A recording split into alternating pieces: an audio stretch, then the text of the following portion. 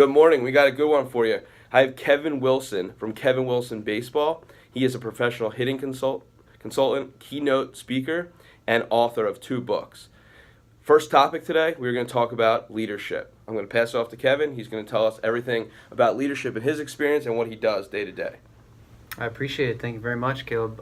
Leadership for me is servant leadership. It's we're here to serve. In my opinion, we're here to serve. So my job as a professional hitting consultant is to serve my clients every day in the major leagues and the minor leagues. So for me, it's at the beginning. Here's the funny part. At the beginning for me was it's going to be about me. I'm going to get them hitting as best as they can.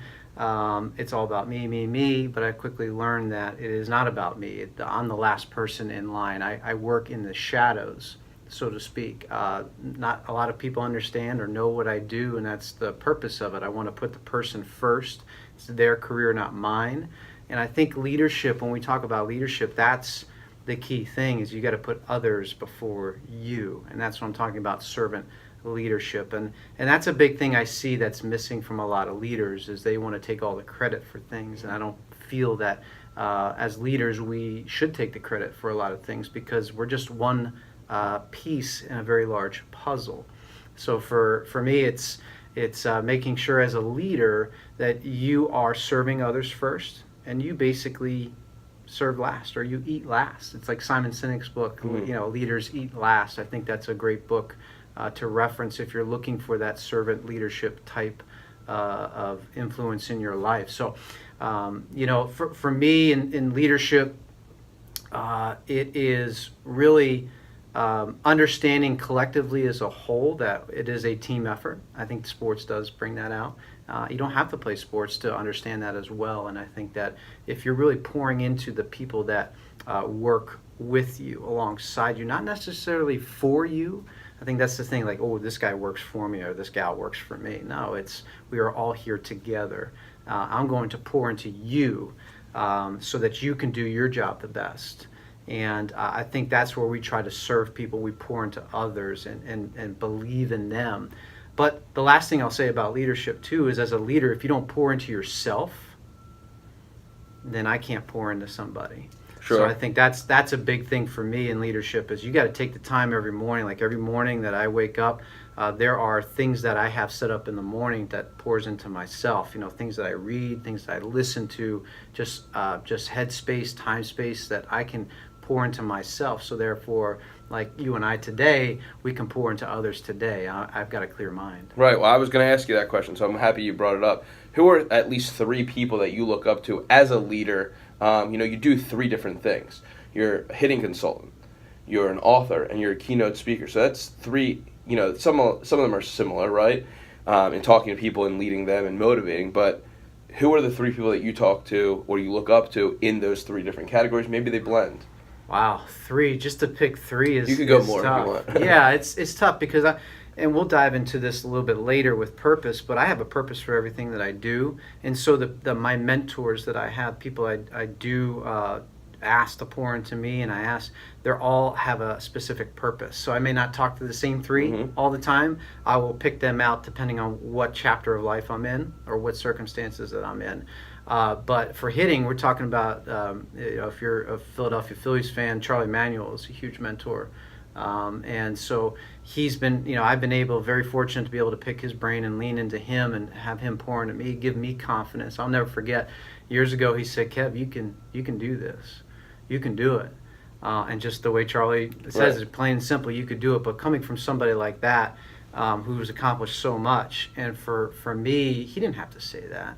I think that's going back into leadership of pouring into others. Like, what you have to be mindful of what you say, because you never know what someone says to you or what you say to somebody, what's going to click. And words are dangerous too, because if you just throw them out there and you have no idea of kind of what the ramifications of they could be harmful more than helpful. So I can't really give you 3. But I just gave you one with Charlie. Charlie's a good one. We could stick with that. Yeah, but Charlie, but I think the lesson out of that question that I want to portray is just be cautious of your words, because you can pour in as a leader. You can be positive, but at the same time critical. Right. Like, being critical doesn't mean you have to be hard on somebody. You can be negative. No, I speak the truth to guys, but it comes from they know that I love them. They know we have built a relationship. You have experience to back it trust. Yeah, and I got the experience to back it up. But when I tell them something, they know it's coming from the heart, and they can trust that. And Right. I can be critical and loving at the same time, if that makes sense. Yeah, totally. So one last question for those, some of these students may not be in leadership roles per se. They might be an intern, right? They might be an entry-level position.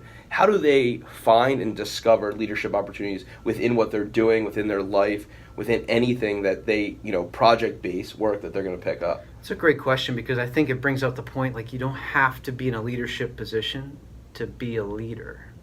Like, I think sometimes we feel like, well, okay, now I've gotten here to this title, now I have the permission Right. to lead. No one has to give you permission. Really, if you really need permission, here's your permission. I give you permission to lead. Right. Because you can be the low person on the totem pole and still lead a group.